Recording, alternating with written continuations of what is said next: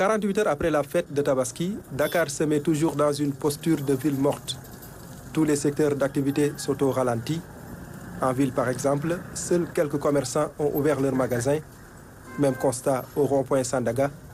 Ici, les quelques vendeurs qui exposent leurs marchandises guettent avec patience les clients.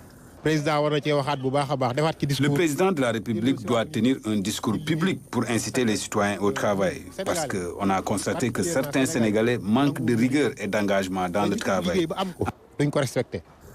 À cette période de lendemain de fête, il est aussi difficile de trouver un moyen de transport.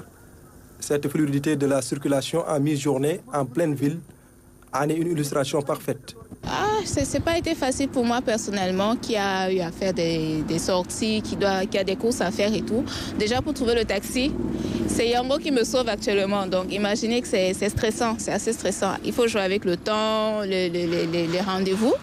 Et c'est ça en fait, c'est pas facile, c'est difficile, c'est pas évident.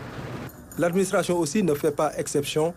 Les agents en poste dans les services sont comptés au bout des doigts. Une situation qui a de réelles conséquences dans l'économie du pays. Tout le monde n'habite pas sur Dakar.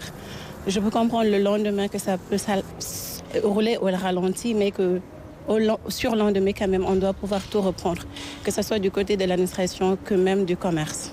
Il faut vraiment qu'ils prennent conscience qu'il faut que le service reprenne, que ce soit dans le privé comme dans le public, parce qu'un jour non travaillé, c'est de l'argent non gagné.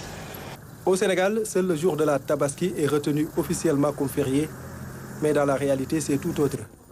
La fête va mettre tous les secteurs d'activité au ralenti, au moins pour une semaine.